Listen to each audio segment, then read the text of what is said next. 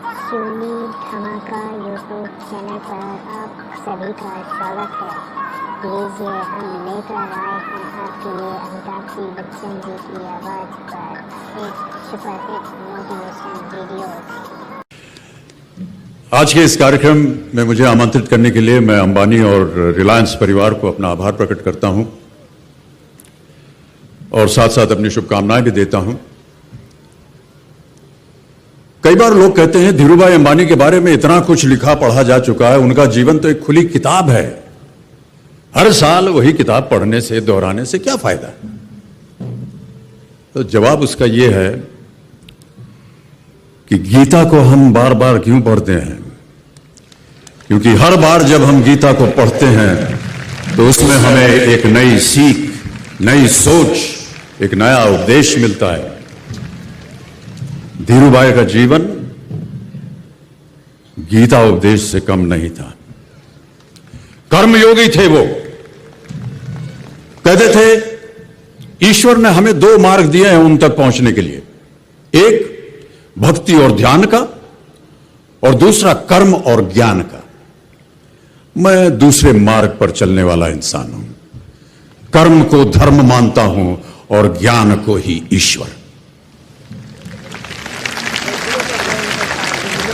हिंदुस्तान को जिसने गुलामी की मानसिकता से जगाया, जिसने हमारी क्षमता से परिचय करवाया, टेक्नोलॉजी को गले लगाया और एक ऐसे इंडस्ट्रियल रेवोल्यूशन का निर्माण किया कि बड़े बड़े मुल्कों के बड़े बड़े हुक्मरानों ने यह पूछना शुरू कर दिया कि who is this Dhirubhai and where is he from.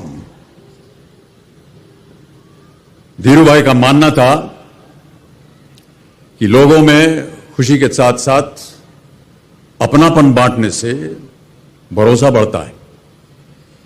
शायद इसीलिए जो अभी ईशा और राकेश ने कहा, उन्होंने अपनी कंपनी का नाम दिया रिलायंस।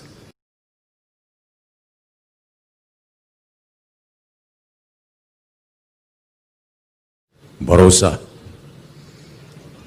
ये पूछे जाने पर कि वो सबसे ज्यादा खुश कब होते थे, तो जवाब मिला जब हिंदुस्तान खुश होता है। अपनी दौलत, अपनी संपत्ति को बांटना, यह उनका व्यक्तित्व था। छोटे से छोटे दफ्तर में पीएन से लेकर के होटल के कर्मचारियों, सड़क पर चलते आम आदमी को उन्होंने रिलायंस के शेयर्स बांटे और उन्हें धन बनाने का अवसर दिया। देवियों सज्जनों, मुझ पर भी एक बार उनकी दया दृष्टि पड़ी।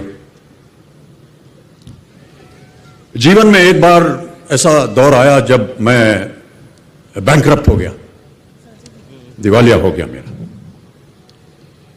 मेरी बनाई हुई कंपनी घाटे में चली गई, करोड़ों का कर्जा चढ़ गया, मेरा व्यक्तिगत बैंक बैलेंस जीरो यानी शून्य हो गया। कमाई के सब जरिए बंद थे और सरकार की तरफ से घर पर कुर्की के छापे लग गए। यह बात धीरूभाई को पता चली। बिना किसी से पूछे या जाने उन्होंने अपने छोटे बेटे और मेरे मित्र अनिल से कहा, इसका बुरा वक्त है, इसे कुछ पैसे दे दो। अनिल ने मुझे आकर ये बताया,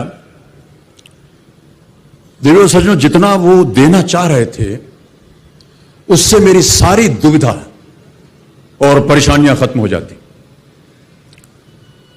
उनकी उदारता पर मैं भावुक हुआ, लेकिन मुझे लगा कि मैं उनकी उदारता को स्वीकार न कर पाऊंगा।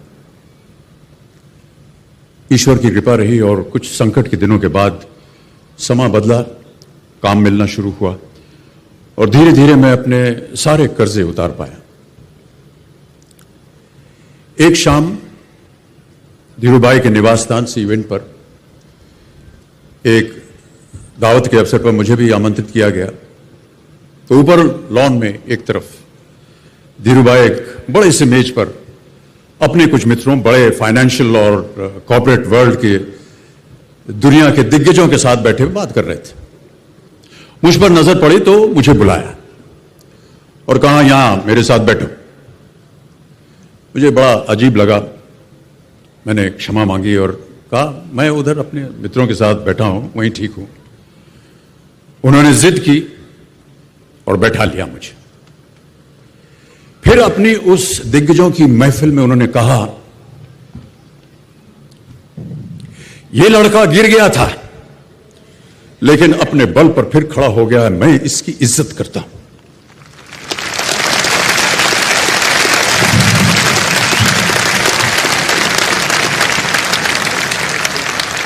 उनका ये व्यवहार और उनके वो शब्द मेरे लिए उस धनराशि से हजारों गुना ज्यादा मूल्यवान थे, जितना कि वे मुझे मेरी संकट से बाहर आने के लिए देने के लिए तैयार थे।